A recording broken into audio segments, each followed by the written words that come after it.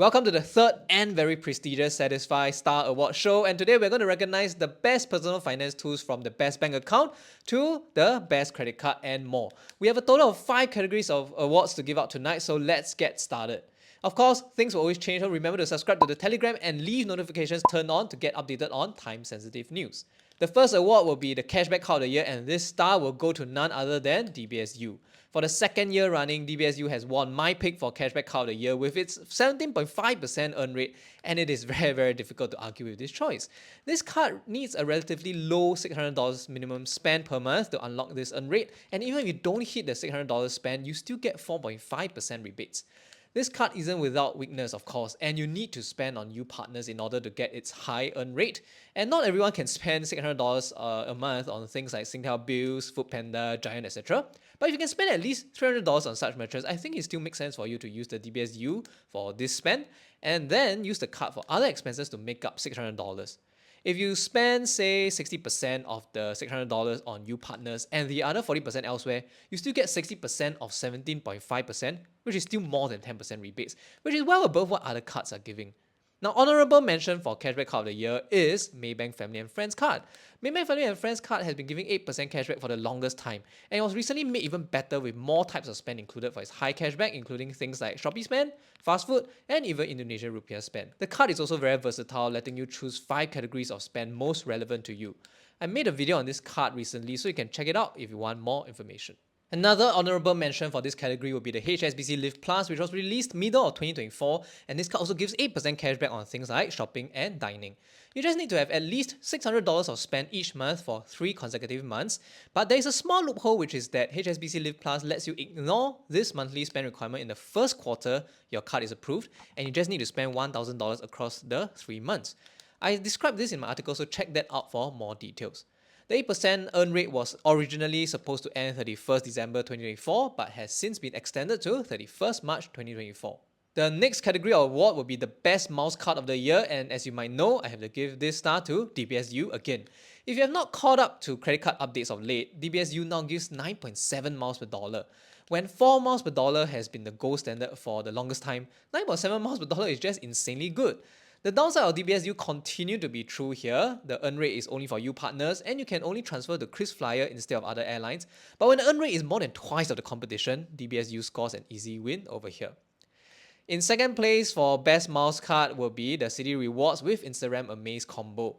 Citi Rewards gives 4 miles per dollar on online transactions, and Instagram Amaze converts in-store transactions to online ones, so you can get 4 miles per dollar practically anywhere, making this combination really good. Moreover, Citi Rewards earn points that can transfer to many different airlines and not just KrisFlyer. I will cover ways to better use your miles than just KrisFlyer, so subscribe for more updates. Finally, for miles cards, I'm also giving the honorable mention to UOB Preferred Platinum Visa for being a very easy to use 4 miles per dollar card. Simply add the card to your phone and pay with it at contactless terminals, and you'll get 4 miles per dollar practically anywhere. One of its old weaknesses, UOB merchants, has now become its greatest strength because you can now earn bonus cashback on top of the 4 miles per dollar if you're spending at UOB merchants all over Singapore. Moving on, we have the best app of the year, and the star this year goes to the U app. Now, I know I sound like I'm hyping you a little too much, but I just use this app so much that I can't think of a better winner than this.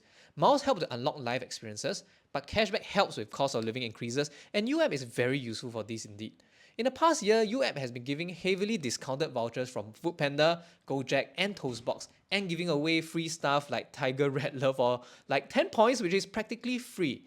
There are also heavily discounted grocery items from time to time, and the monetary value of each item isn't big, but it comes often enough that I'm always on my U app looking for another good deal.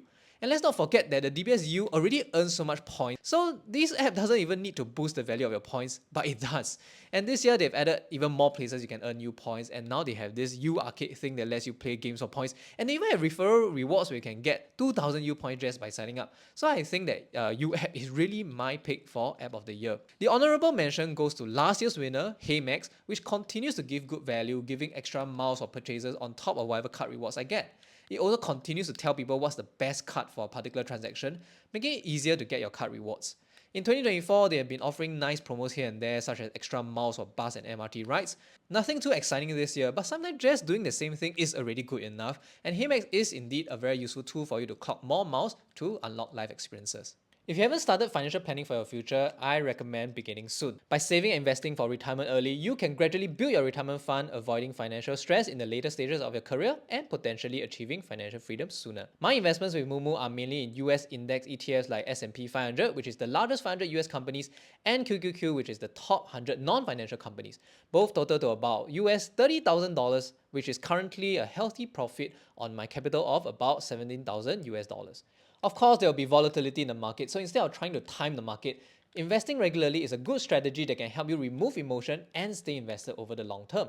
Setting up a regular investment plan is very simple, and I usually use Moomoo's regular savings plan feature to do it. Just go to the stock or ETF of your choice, click on the triple dots at the right bottom corner, click on RSP, decide your investment frequency and amount to start. There is completely no lock-in, so you can change the amount or stop your regular investment anytime.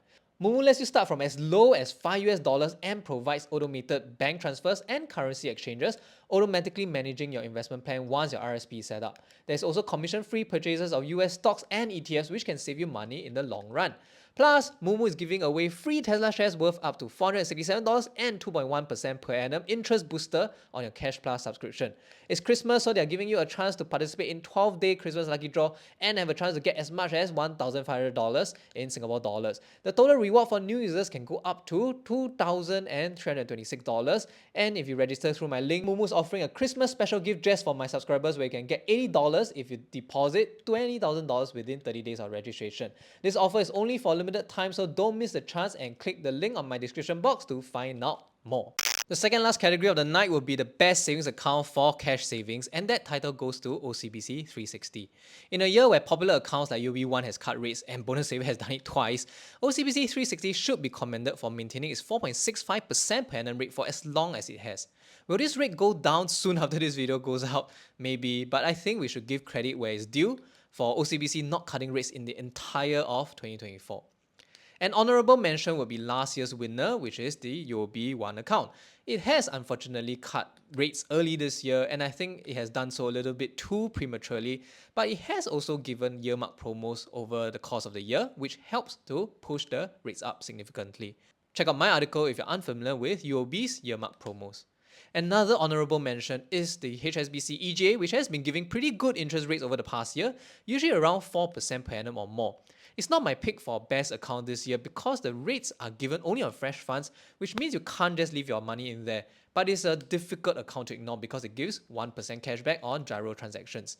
So it might not be the best account to place funds in, but hey, it's certainly the best account for gyro transactions. In fact, I think it should get a star for this, right? The star of best savings account for gyro. And the final category of the night, we have the best investment app, and I'm giving this star to Chocolate Finance. Chocolate Finance has been a very interesting app to me since its inception. It seems like a savings account and even works like one, but it is also very clear in stating that it is not a savings account. Instead, it is an investment into things like short-term bond funds. These are relatively lower risk investments, but there are still some volatility. What Chocolate Finance does is therefore quite interesting to me. They take away the volatility by giving users a rate which is currently 3.6% per annum for the first 20,000, and in exchange, users give up any potential upside above that rate. It's a fair arrangement, I feel, and those who want higher returns can always buy the funds themselves if they can stomach the volatility. If they can't, this is a pretty easy way to get 3.6% per annum returns, which is pretty decent given how interest rates have been slipping these days. Honorable mention for best investment app would be Moomoo, and yeah, it's a little awkward that they happen to be sponsoring this video, but if I were to avoid naming any sponsors, this video will have nothing to feature since I've been lucky enough to work with many different financial institutions over the years of doing YouTube. But I can say that Moomoo does deserve this spot because of the great promos that it has been giving this year, even to existing users like me.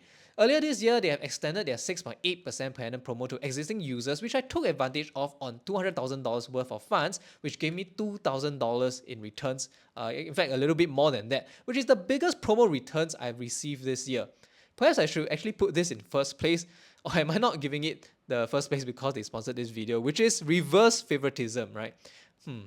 Anyway, these are all my subjective opinions, so feel free to disagree with me in the comments below. Now, if you'd like to earn more from things like your credit cards, savings accounts, etc., remember to join my Telegram group for updates and great deals, and check out this video where I go into a deeper look at different credit cards and rank them accordingly. So see you in that video.